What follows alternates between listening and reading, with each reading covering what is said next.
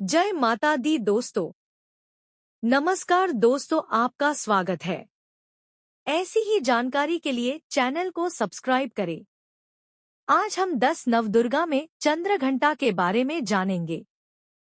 पिंडज प्रवरारूढ़ा चंडकोपास्त्र कैर्युता प्रसादम तनुते मह्य चंद्र घंटेति विश्रुता। माँ दुर्गा जी की तीसरी शक्ति का नाम चंद्र घंटा है। नवरात्रि उपासना में तीसरे दिन इन्हीं के विग्रह का पूजनाराधन किया जाता है।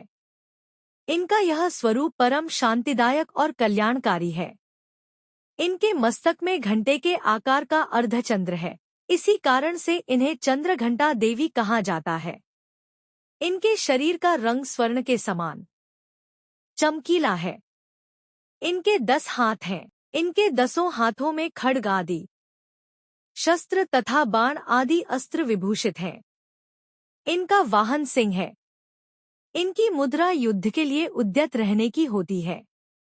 इनके घंटे की सी भयानक चंड ध्वनि से अत्याचारी दानव दैत्य राक्षस सदैव प्रकंपित रहते हैं।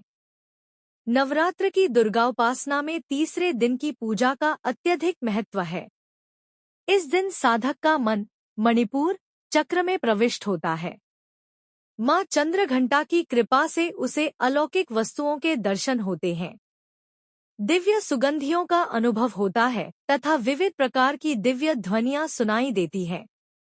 ये क्षण साधक के लिए अत्यंत सावधान रहने के होते हैं। माँ चंद्र घंटा की कृपा से साधक के समस्त पाप और बाधाएं विनष्ट हो जाती हैं। इनकी आराधना सद्यः फलदायी है। इनकी मुद्रा सदैव युद्ध के लिए अभिमुख रहने की होती है, अतः भक्तों के कष्ट का निवारण ये अत्यंत शीघ्र कर देती हैं।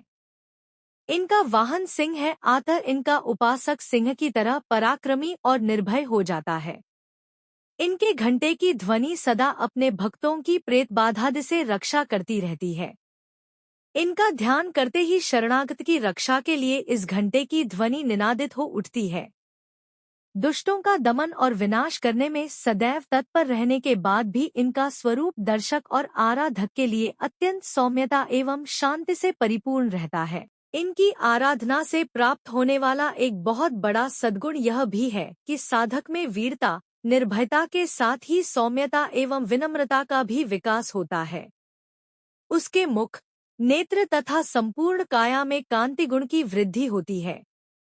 स्वर में दिव्य अलौकिक माधुर्य का समावेश हो जाता है। माँ चंद्र घंटा के भक्त और उपासक जहाँ भी जाते हैं, लोग उन्हें देखकर शांति और सुख का अनुभव करते हैं।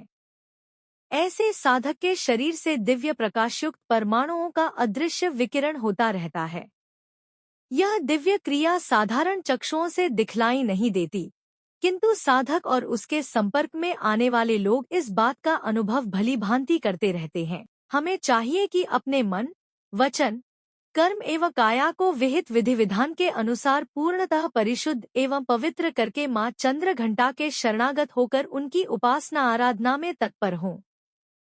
उनकी उपासना से हम समस्त सांसारिक कष्टों से विमुक्त होकर सहज ही परम पद के अधिकारी बन सकते हैं। हमें निरंतर उनके पवित्र विग्रह को ध्यान में रखते हुए साधना की ओर अग्रसर होने का प्रयत्न करना चाहिए। उनका ध्यान हमारे इहलोक और परलोक दोनों के लिए परम कल्याणकारी और सद्गति को देने वाला है। दोस्तों लाइक, कमेंट एंड सब्सक्राइब करें। दोस्तों लाइक, कमेंट एंड सब्सक्राइब करें।